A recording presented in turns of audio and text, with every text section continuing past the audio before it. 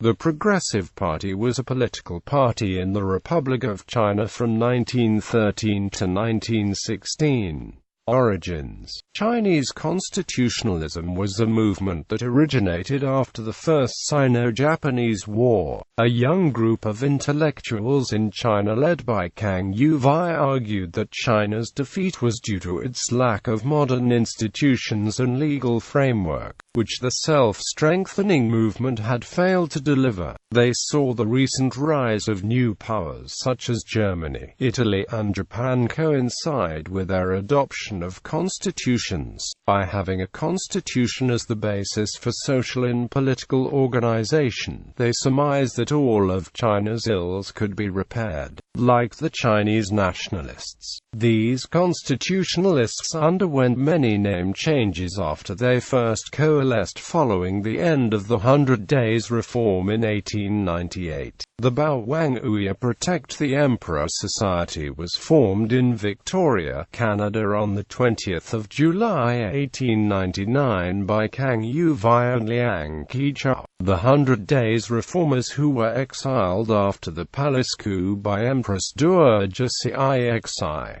The emperor they referred to was the Guangxu Emperor. In August 1900, they sponsored Tang Kai-shang's uprising in Hankou, which failed disastrously and forced them to rethink the strategy. Also known as the Reform Association, they had to compete with the fellow outlaws, the Tongmenghui, a revolutionary alliance led by Sun Yat-sen for influence and money in the overseas Chinese community. The Baowanghui's platform was constitutional monarchy and peaceful reform, while the Tongmenghui wanted republican revolution. In this respect, the Baowanghui was more popular due to the traditional cultural mindset that abhorred disorder. Liang's support for peaceful reform was not consistent. He vacillated between violence and reform often. In 1908, both the emperor and Cixi had died. The group renamed itself the Constitutionalist Party and was allowed to operate in China. They helped the King Court set up provincial assemblies and a national assembly in 1910. They were, however, deeply disappointed that the assemblies existed to give advice only. In addition, the King Court's draft constitution was a near word-for-word copy of Japan's Meiji Constitution, with the exception that the emperor was given significantly more power. The new cabinet system consisted of members from the Ace and Joro clan, making it more nepotistic than before. On June 4, 1911, they became known as the Friends of the Constitution. During the Wuchang Uprising, the first politician to side with the mutineers was Tang Huilong, a constitutionalist and leader of the Hubei Provincial Assembly, who took over the civilian administrative side of the revolution. Fed up with years of frustration, many constitutionalists joined the Xinhai Revolution. One noticeable exception was Kang Youwei, who remained loyal to Emperor Pui. In 1912, Liang returned to China and the party renamed itself as the Democratic Party. It came in fourth in the National Assembly elections behind the Nationalist, Republican, and Unity parties. Foundation to dissolution. The Democrats merged with the Republican Party and the Unity Party to form the Progressive Party on the 29th of May 1913. Together they had 223 seats in the Assembly. The Republicans were largely financed by Provisional President Yuan Shikai, who was not an actual party member. They were an ultranationalist and militarist party.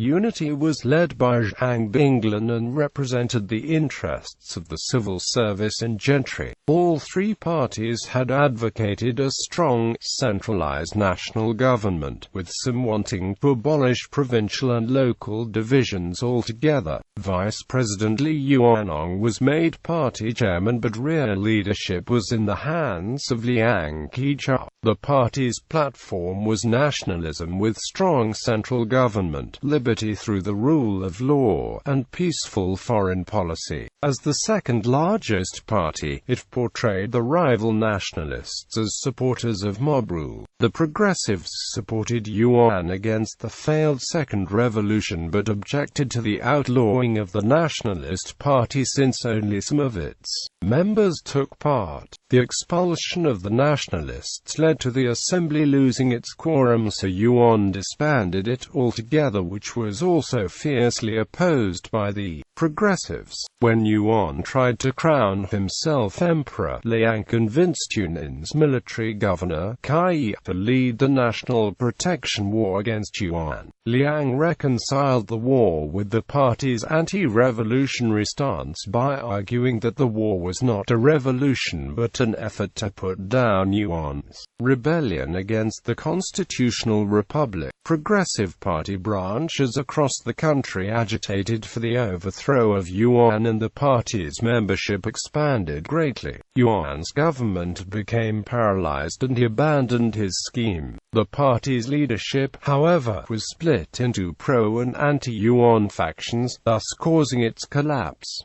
Research clique. After Yuan's death, Li Yuanong became president and the National Assembly convened again.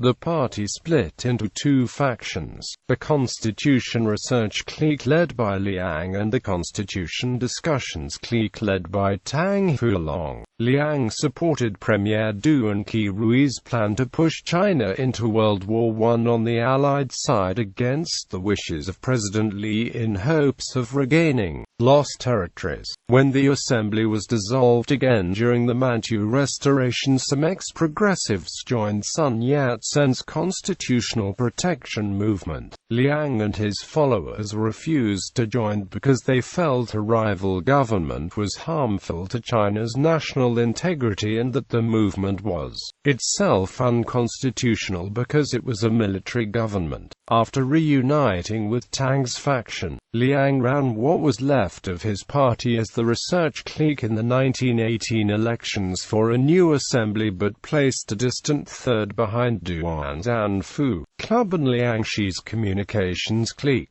Tang was assassinated in Victoria, British Columbia on the 1st of September by a rogue member of the Chinese Revolutionary Party. Shortly after the Paris Peace Conference, Liang retired from politics, but the Research clique was still influential in Beiyang government politics until the Beijing coup in 1924. Mao Zedong called them non-revolutionary Democrats. Post-Liang, minus Liang, several members in 1927 created the Democratic Constitutionalist Party, but they were based in the United States, so they had very little influence in Chinese politics. Within China, Carson Chang started the 1931 National Renaissance Society, which was succeeded by the 1932 China National Socialist Party, which mixed Liang's reformism with Sun Yat-sen's three principles of the people. They were upset that Chiang Kai-shek's rule was a personalistic dictatorship and that the nationalists had ignored the democratic principles. Opposing both the nationalists and the Communist Party of China, they aimed to be the third force in Chinese politics, so they created an umbrella group of small democratic parties called the China Democratic League. The CDL pushed for the long-delayed constitution and reconciliation between the communists and nationalists, especially after the New Fourth Army incident. When the CDL became increasingly pro-communist, the National Socialists withdrew and merged with the Democratic Constitutionalists on 15